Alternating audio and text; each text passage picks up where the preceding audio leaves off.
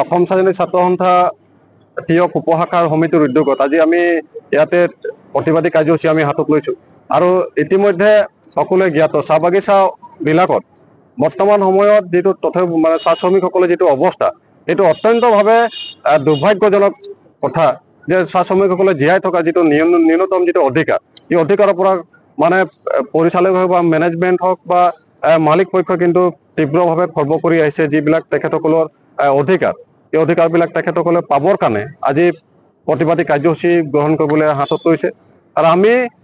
আজি প্ৰতিবাদী কাৰ্যসূচীৰ যোগেদি কেইবাটা আমি দাবী সম্মিলিত এখন স্মাৰক পত্ৰ আমি প্ৰদান কৰিম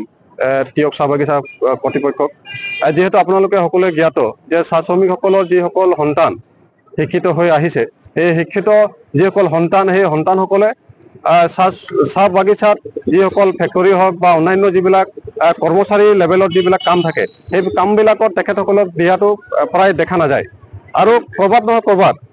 চাহ শ্ৰমিকসকলৰ যিসকল সন্তান থাকে তেখেতসকলে কৰ্তৃপক্ষবিলাকেই হওক বা মালিক পক্ষই হওক তেখেতসকলক বাগিচাৰ পৰা আঁতৰাই ৰখাটো মানে তেখেতসকলে বিচাৰে নেকি আমাৰ তেনেকুৱা ধৰণৰ মানে ধাৰণা হয় আমি আজি স্মাৰক পত্ৰত আমি স্পষ্টভাৱে আমি উল্লেখ কৰিছোঁ যে যিসকলে চাহ শ্ৰমিকৰ যিসকল সন্তান বা শিক্ষিত যুৱক যুৱতীসকল আছে তেখেতসকলক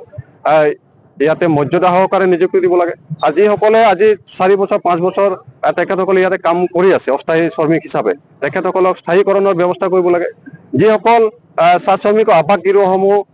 জৰাজীৰ্ণ হৈ আছে আৱাস গৃহ লগতে লেট্ৰিন বাথৰুমলৈ জৰাজীৰ্ণ হৈছে সেইসমূহ অতি শীঘ্ৰে নিৰ্মাণ কৰিব লাগিব আৰু অত্যন্ত দুৰ্ভাগ্যজনক কথা যে তিয়ক চাহ বাগিচা হাটখোলা যিটো আমাৰ ৰাস পূজা যিটো খেলপথাৰ আছিলে কিহৰ খাতিৰত অসম চাহ বাগিচাৰ তিয়ক চাহ বাগিচাৰ পৰিচালক বা তেখেতসকলৰ যিটো মেনেজমেণ্ট আছে তেখেতসকলে সেইটো খনন কাৰ্য কৰিলে আমি তীব্ৰ ভাষাৰে এইটো নিন্দা কৰিছোঁ আৰু আমি আজি স্পষ্টভাৱে তেখেতসকলে আমি জনাই দিবলৈ আহিছোঁ এইটো শীঘ্ৰে বন্ধ কৰিব লাগে আৰু তাৰ যিটো তেখেতসকলে ক্ষতি কৰিলে সেইটো পুনৰবাৰ তেখেতসকলে মেৰামতি কৰি দিব লাগিব আমি সেই কথাটো আজি প্ৰতিবাদী কাৰ্যসূচীৰে জনাবলৈ আহিলোঁ আৰু আমি যদি যিবিলাক আমি স্মাৰক পত্ৰত আমি উল্লেখ কৰিছোঁ এই দাবীসমূহ যদি